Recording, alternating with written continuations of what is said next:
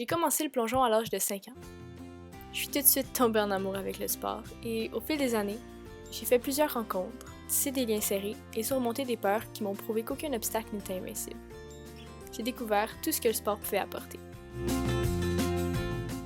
Toutes les petites facettes du plongeon m'ont amené à devenir passionnée de ce sport. Et j'ai envie de vous transmettre ma passion et de vous faire découvrir le plongeon avec cette petite série. Laissez-moi vous présenter Plonger.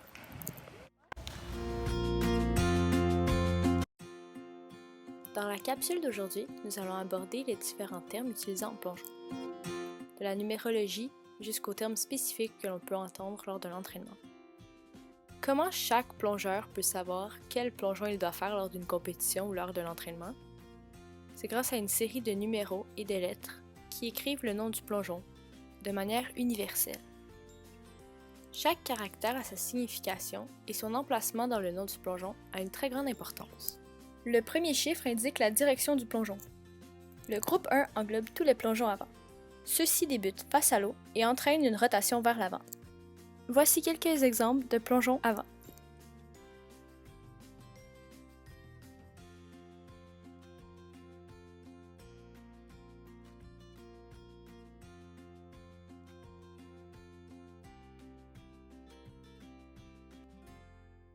Le groupe 2 englobe tous les plongeons arrière.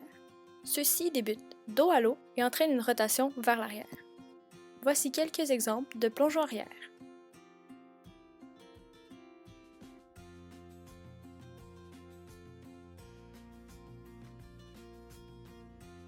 Le groupe 3 englobe tous les plongeons renversés, c'est-à-dire les plongeons qui débutent face à l'eau et qui entraînent une rotation vers l'arrière. En voici quelques exemples.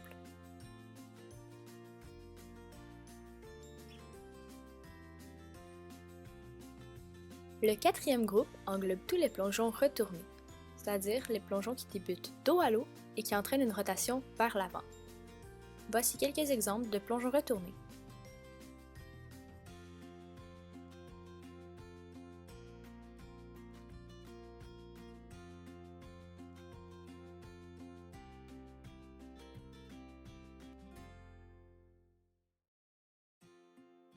Le troisième caractère représente le nombre de demi-rotations effectuées lors du plongeon.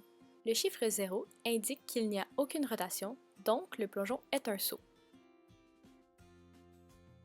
Le chiffre 1 indique qu'il n'y a qu'une demi-rotation. Le plongeon est donc simple. Le chiffre 2 montre qu'il y a deux demi-rotations, donc une rotation complète qui est effectuée lors du plongeon. On qualifie ces plongeons de saut périlleux ou simplement de périlleux.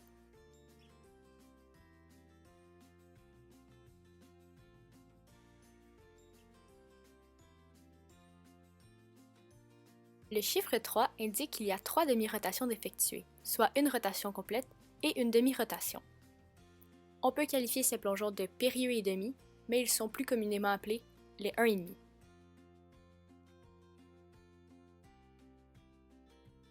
Le chiffre 4 montre qu'il y a 4 demi-rotations d'effectuer, soit 2 rotations complètes. On qualifie ces plongeons de double périlleux ou simplement de double. Donc, plus les chiffres augmentent, plus le nombre de demi-rotations augmente. De cette manière, le 5 représente 2 rotations et demie, soit un double et demi, 6 représente un triple, 7 un triple et demi, et ainsi de suite. Le dernier caractère d'un nom de plongeon représente la position de celui-ci. Il est représenté par une lettre, de A à D. La lettre A représente la position droite. Un plongeon droit s'effectue en gardant les jambes droites, les bras droits, la tête neutre entre les deux bras, le bassin tourné vers l'avant et les pieds pointés. Par exemple, la chute avant contient la position droite. La lettre C indique que le plongeon est effectué dans la position groupée. Le groupé se caractérise par les genoux collés aux épaules, la tête tenue entre les genoux, les mollets collés aux ischio-jambiers et les talons aux fesses. Les pieds sont pointés, les coudes sont collés aux jambes et les mains sont situées au 1/3 du tibia. Les orteils sont collés, les épaules sont relâchées. Le dos est rond et les cuisses sont tenues près du corps. Le regard est dirigé vers les orteils ou entre les pieds. La lettre B indique que le plongeon est effectué dans la position carpée.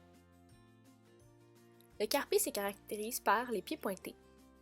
les bras droits, les mains avec les doigts collés qui frôlent le sol, les jambes droites, un dos plat, les bras alignés avec les épaules formant un T et la tête neutre alignée avec la colonne vertébrale. Le regard est dirigé vers le bout des orteils. La lettre D, exclusive au groupe 5, indique la position libre. Il n'y a donc pas de position précise qui doivent être prises. Les vrilles sont une exception de la terminologie. Chacun des plongeons commence par le chiffre 5. Le deuxième chiffre représente la direction, le troisième le nombre de demi-rotations effectuées, le dernier chiffre représente le nombre de demi-vrilles effectuées. Les équilibres sont également une exception. Dans leur cas, le premier chiffre est toujours le 6, le deuxième chiffre indique la direction et le dernier chiffre le nombre de demi-rotations effectuées. Un équilibre peut seulement être effectué par en avant ou par en arrière, et il existe plusieurs méthodes afin de monter en équilibre. Le gainage est un mouvement très important au plongeon. Il est utilisé dans la plupart des départs arrière ou renversés. Dans un gainage, les jambes doivent être collées et droites. Il est important que les pieds soient pointés et à un maximum de 5 cm du sol. Le dos doit être plat, le bassin est tourné vers le haut, les mains sont aux cuisses et elles sont collées. La tête reste neutre, en alignement avec la colonne vertébrale, et le regard est dirigé vers les orteils.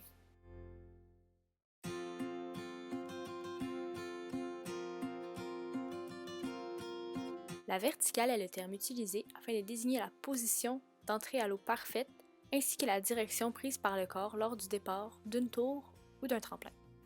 Le corps est perpendiculaire à la surface, les jambes et les bras doivent être droits, la tête est neutre et les bras cachent les oreilles, le bassin est retourné vers l'avant et les pieds sont pointés.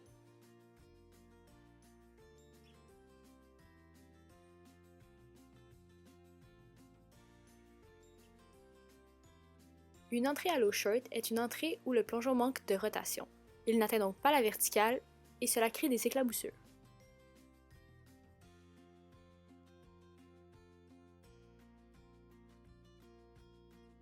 Un rip est une entrée à l'eau parfaite. C'est ce que chaque plongeur essaie d'accomplir à chacun de ses plongeons. Une entrée à l'eau over est une entrée où il y a trop de rotation. Le plongeur dépasse la verticale.